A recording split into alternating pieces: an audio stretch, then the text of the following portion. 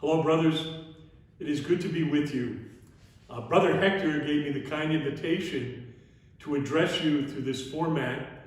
And in preparation, Brother Hector sent me 8 questions that he asked me to address via this video format.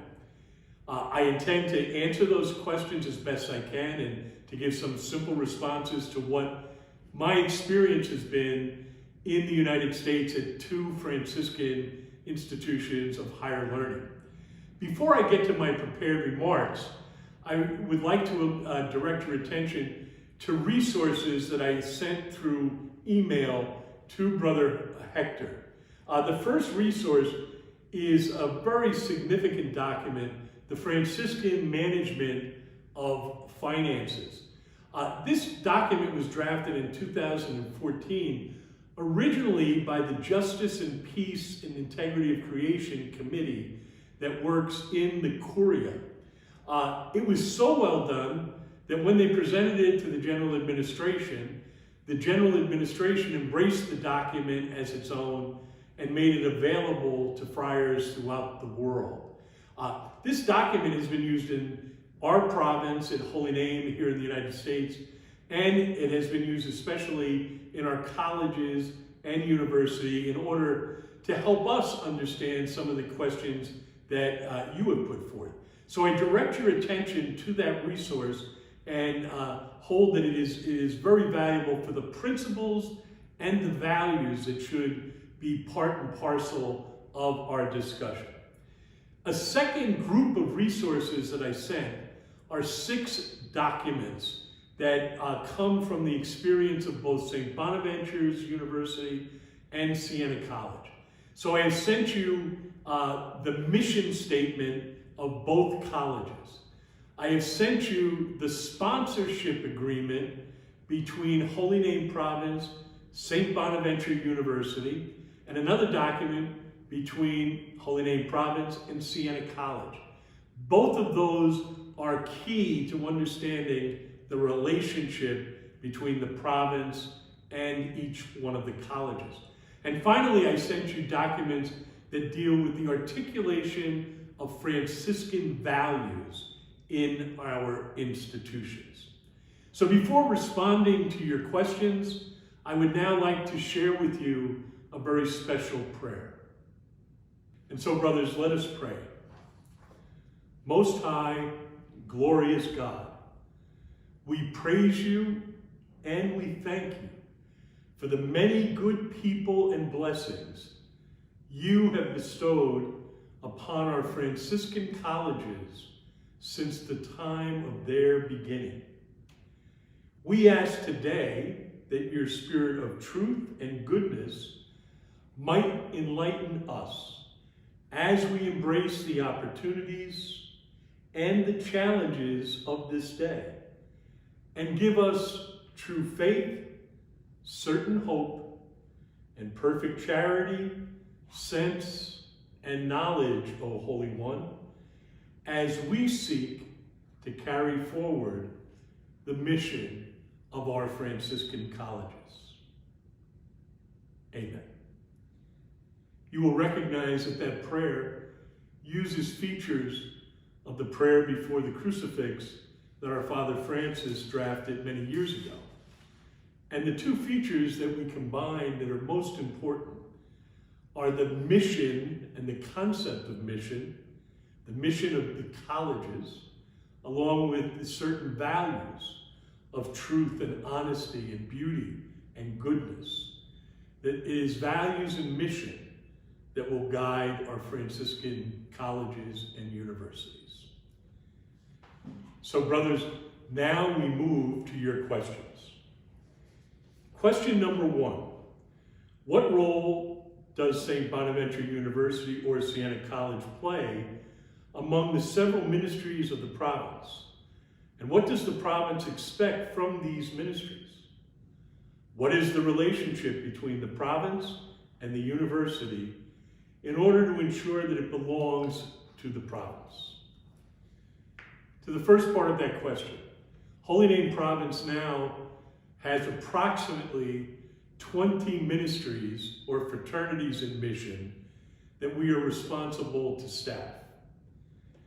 Of those 20 fraternities in mission, Siena College and St. Bonaventure's University are the two institutions of higher learning that come under the guidance of Holy Name Province. At Siena College, there are 10 professed Franciscan friars that work in the mission of the college. At St. Bonaventure's University, there are 8 Franciscan friars that work in the ministry of the college.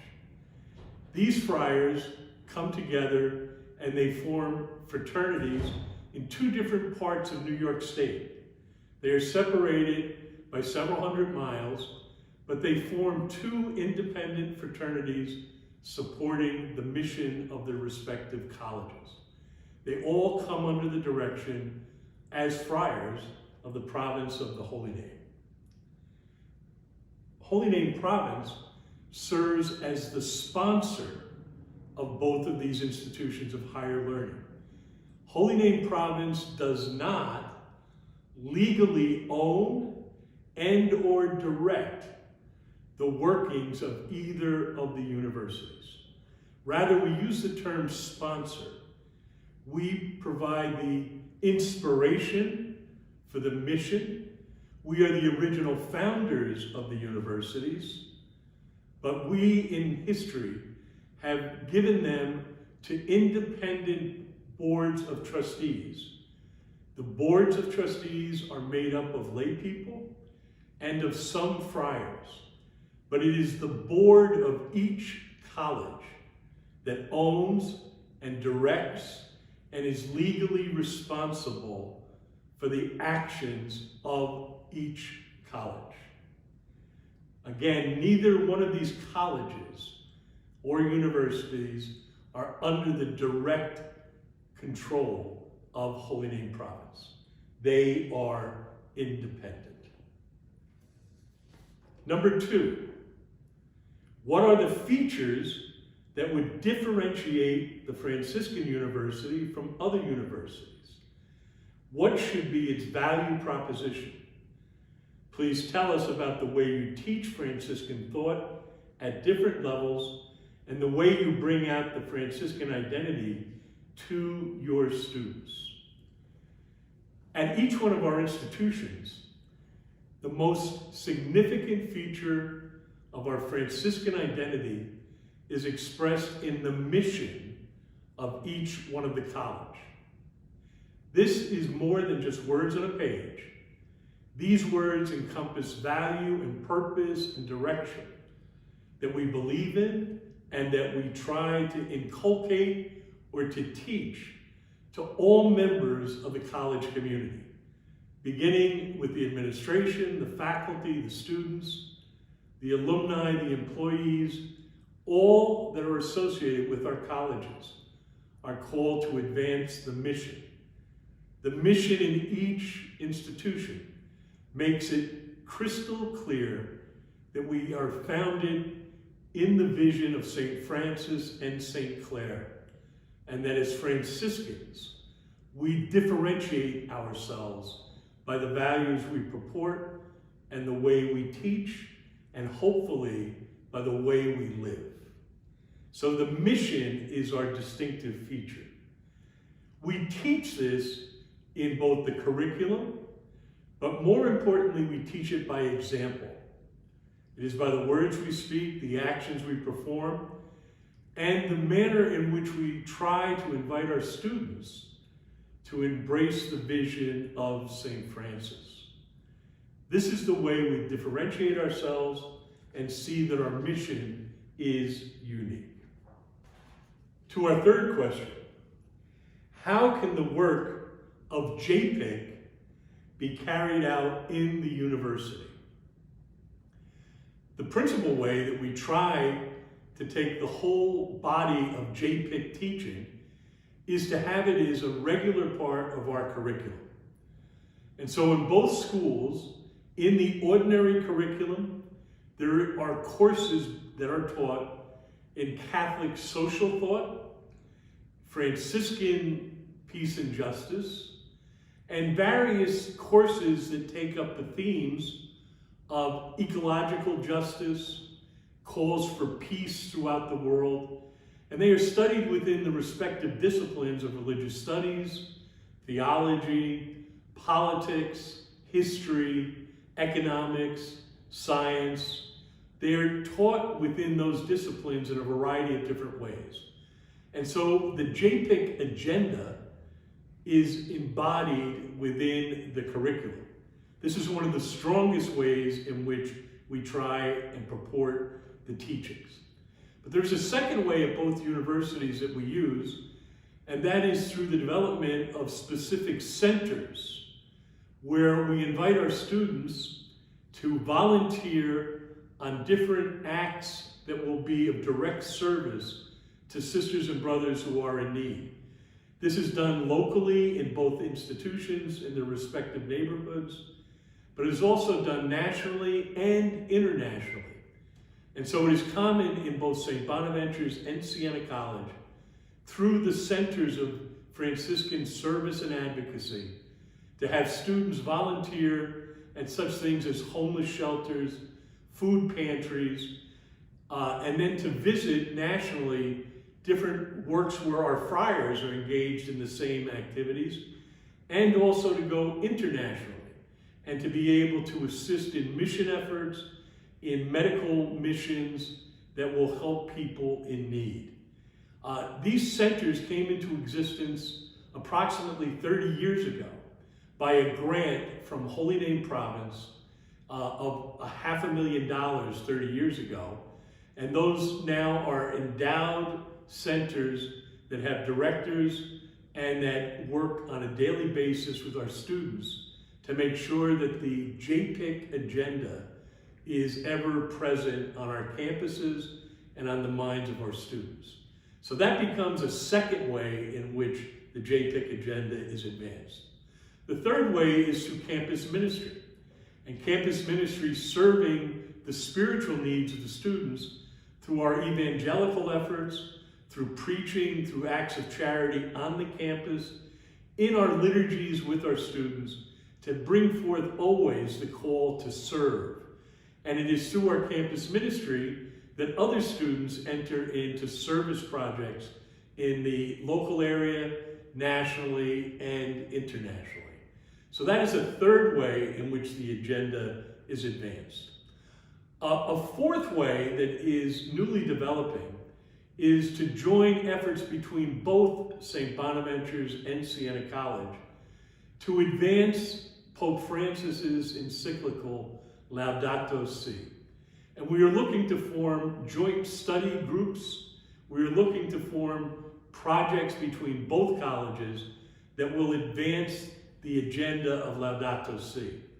It is our hope that someday we will be able to offer within the United States a major curriculum that studies Laudato Si and tries to apply it not only through our theology and religious studies departments, but through our economics and throughout our science programs and our business programs.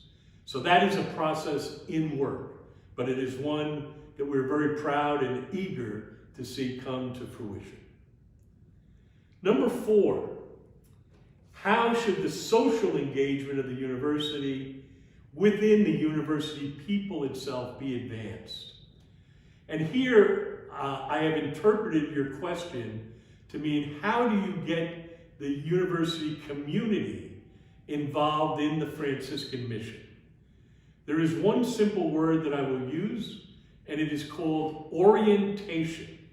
It is the beginning instruction that should be given to any student, faculty member, administrator, staff member, anyone who comes to work on our colleges should have introduction to our mission and to our values. This is done in a formal training program as part of their employment.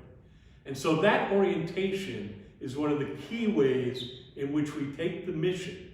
And our hope is that the mission penetrates or integrates with every aspect of the college. So for instance, This is done in a special way for those involved in academics, for those who are involved in student services and the social life of the campus. They have a special orientation. For those who are involved in athletics, who are coaches or student athletes, there is an orientation to mission and to values.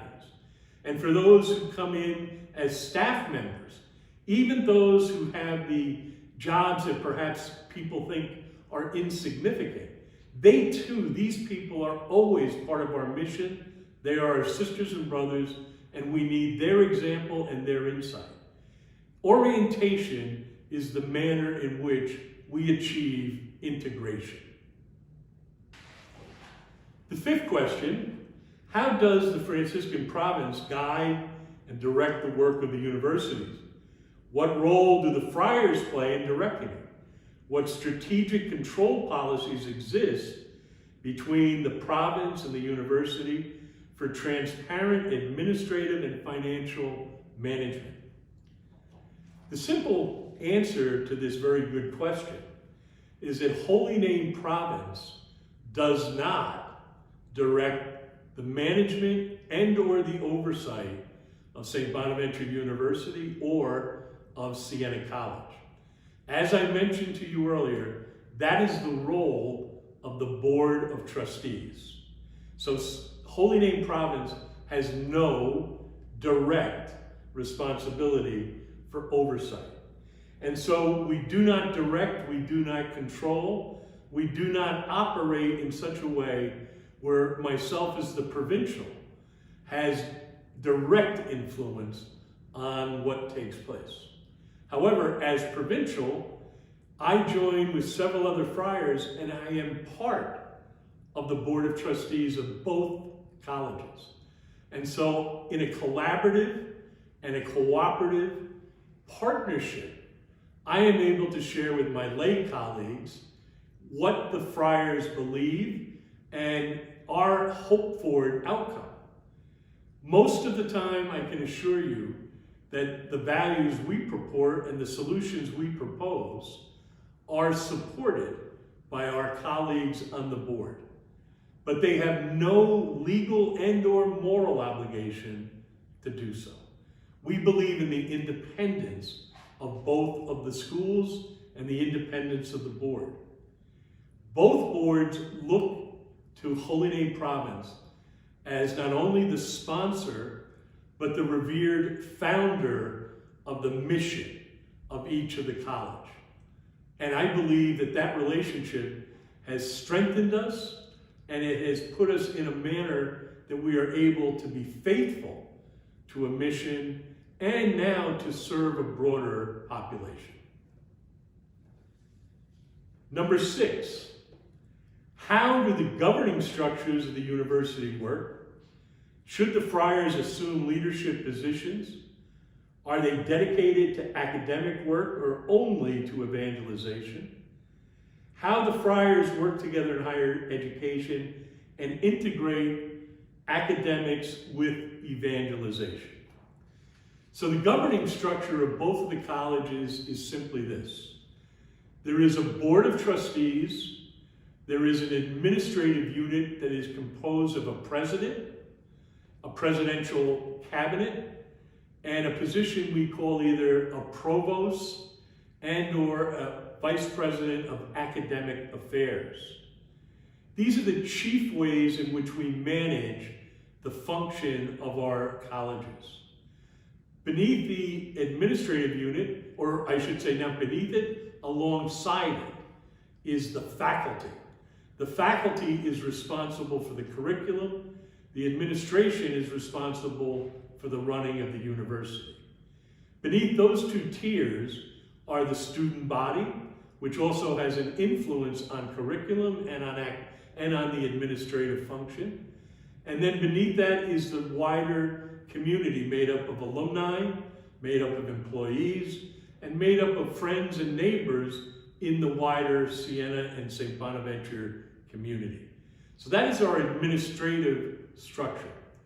Friars of Holy Name Province have been called to leadership within the administrative structure And up until recently at both St. Bonaventure's and Siena College, it was our tradition to have a friar as the president.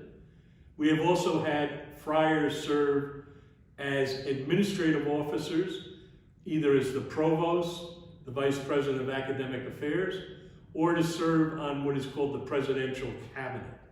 So friars have in the past and will continue to take those forms of leadership. We also have friars involved in the academic runnings of the school as members of the faculty. And we have friars involved as members of the administrative unit. So the friars are involved throughout. In terms of the relationship of academics and evangelization, I believe each friar sees himself always in the role of an evangelizer, but each role will do it differently. And each role must respect colleagues, must respect the university community. And so we see ourselves as evangelists by living the gospel. We are not always actively sharing the word. We do so proudly. We do so within the confines of our life and our liturgy. But it is not our call, we believe, to be folks who proselytize or who put our faith and demand others join us before we serve. We go forth and invite and welcome and include people in the university community. It has been my experience that there has been no tension in our lives between evangelization and academics. We see the academic enterprise as a means of evangelization. And if done well, they cooperate very well with one another. The seventh question: what formation and skills should the friars who work in the university have? Does the province have a formation program for this purpose? In order to teach at an American college and or university, the requirement is that a person possesses a terminal degree or its equivalent. By that language, we mean a terminal degree is a doctoral degree. And so a person, in order to be hired in an American college and or university as a faculty member, must have that credential. There are administrative positions in our colleges that will require a bachelor's degree, and more often they require a master's degree. So those are the three degrees that we would say to be involved in our colleges. One must possess minimally a bachelor's degree, a master's degree for administrative functions, and a doctoral degree to teach. In terms of do we have a special program in the province to teach our friars these, or give our friars these degrees, the answer is no. What we do is, as a province, we have a committee that scrutinizes any friar's request to work in one of our colleges and has to take advanced studies beyond our usual study programs. And he has a peer review by his brothers. And so, for instance, if I wanted to teach history, I would make my request known to the provincial administration, that then would hand it to the higher studies committee made up of seasoned academics who would look at the course of study that the friar was proposing, and they would make suggestions and or approve or disapprove of the request. If they approve of the request and the province is able to do it, we support the man in pursuing the higher degree. This system has been in place well over 50 years in our province. It has worked very well, and it has produced for us numbers of friars interested in being involved in the academic life of the colleges and to use those skills for the province. So that is how we both identify and that the friars proceed. But there is no internal program that we have in formation that tries to pass on these specific skills. Number 8, Does the university provide financial support to the province? If this happens, how is it done? What is the figure of the internal legislation of St. Bonaventure's University or Siena College that it holds toward Holy Name Province? Let me start with, does the institutions of higher learning support the province financially? Again, it's easy to give a simple and direct answer. No. There is no moral responsibility, no legal responsibility, and no agreement that says Siena College or St. Bonaventure's University must give money to support the work of Holy Name Province. However, our friars who work at those colleges, they support Holy Name Province. And it is done very simply. Each one of our friars who works at the college or university has a salary that is commensurate or equal to his professional colleagues who are laypeople. That salary, his overall compensation, we call it, will involve not only a salary pay, it includes medical benefits, and it includes retirement contribution. Those three elements are given to that friar. That friar, in turn, shares all of his compensation with his local fraternity. And it is the responsibility of the local fraternity to organize a budget and the financial life of its community. One of the obligations of the local fraternity is to support the province. And so each year, in dialogue with the provincial administration, the local fraternities and the administration determine what amount of support will come from each fraternity. It then, once it is agreed upon, becomes the obligation of the local fraternity to present that money to the province and to support the province. One of the great ways in which this arrangement works is that the friars teaching or administrating at the college receive health care benefits through the college. They also receive significant retirement benefits through the college. But it is the local fraternity that receives all of that and passes it to the provincial administration. And that is how we organize our finances. And I need to say to you, it works quite well, that each one of those local fraternities are able to meet their needs. They're able to embrace a lifestyle that continues to be simple, that enables them to identify with the poor, but also recognizes, enables them to be professionals in their fields. So they need supplies of books, computers, different items that are essential for their work, and the local fraternities are able to provide that. And this way provides transparency both with the province and with the local fraternity. These are the expectations of all friars within our province who are working and of all local fraternities. So one of the key lessons I could pass on to you is that the schools are treated no differently than any other fraternity.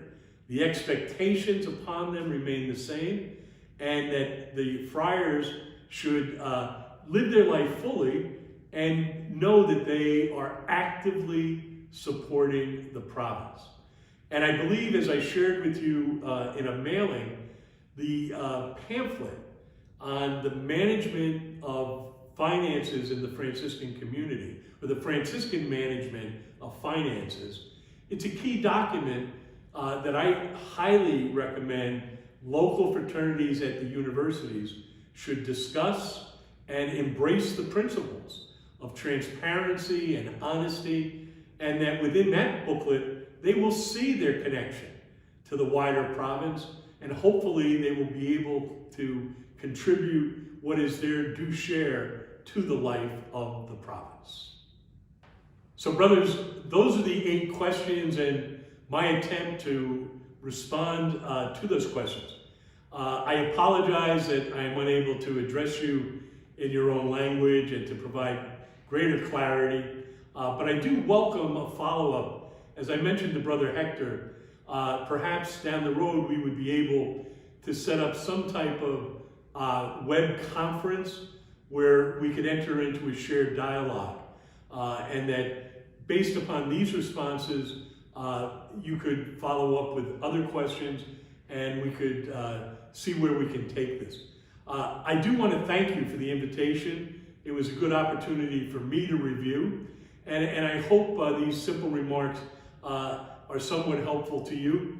Please know that you were in my prayers for the good work that you were doing.